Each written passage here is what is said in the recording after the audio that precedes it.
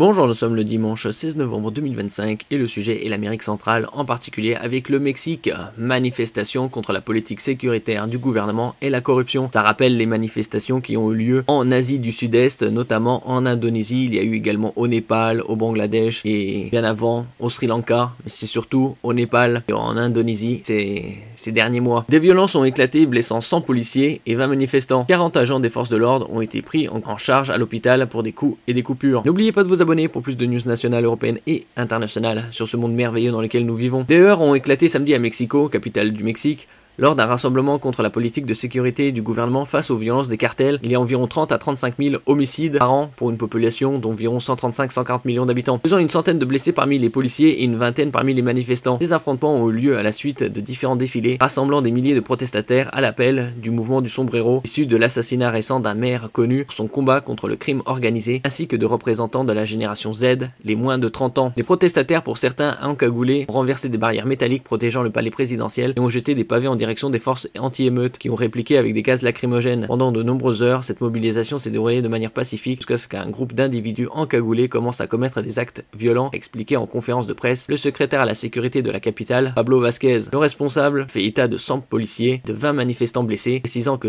40 agents des forces de l'ordre avaient été pris en charge à l'hôpital pour des coups et des coupures. De plus, 20 personnes ont été interpellées pour vol et blessures, tandis qu'une enquête a été ouverte concernant l'agression d'un journaliste du média La Jornada par des policiers selon son employeur, a ajouté M. Vázquez. C'est une initiative promue depuis l'étranger. La veille, la présidente mexicaine avait critiqué les appels à la mobilisation, déclarant lors de sa conférence de presse matinale habituelle qu'elle était désorganisée et financée par des agents étrangers. C'est une initiative promue depuis l'étranger contre le gouvernement, a déclaré Madame Sheinbaum. Samedi, des banderoles portant des messages tels que « Nous sommes tous Carlos Manzo » étaient déployés aux côtés du drapeau pirate emblématique du manga japonais One Piece, devenu un symbole de la contestation des jeunes à travers le monde. C'était le cas en Indonésie notamment et au Népal. Arrivé devant le palais national de Mexico, la résidence présidentielle, des manifestants ont renversé des barrières métalliques protégeant le bâtiment. Les policiers ont actionné des extincteurs et tiré des grenades lacrymogènes. Vous auriez dû protéger Carlos Manzo comme ça, ont crié certains manifestants aux forces de l'ordre. Madame Sheinbaum, au pouvoir depuis le 1er octobre 2024, a conservé une cote de popularité supérieure à 70% durant sa première année de mandat. Mais sa politique sécuritaire est critiquée en raison de meurtres très médiatisés, principalement dans l'état du Michoacán. Outre M. Manzo, Bernardo Bravo, dirigeant des producteurs de citron de cette même région agricole, a été abattu fin octobre. Donc, la génération Z, ou Gen Z en abrégé, désigne une tranche d'âge de personnes nées entre la fin des années 1990 et le début des années 2010. Ces derniers mois, elle s'est mobilisée dans plusieurs pays, notamment au Népal, où elle a obtenu la démission du Premier ministre, et au Maroc, où elle a tenté de peser sur le roi. Son Mohamed VI a accéléré ses projets de réforme sociale, également à Madagascar ou au Pérou.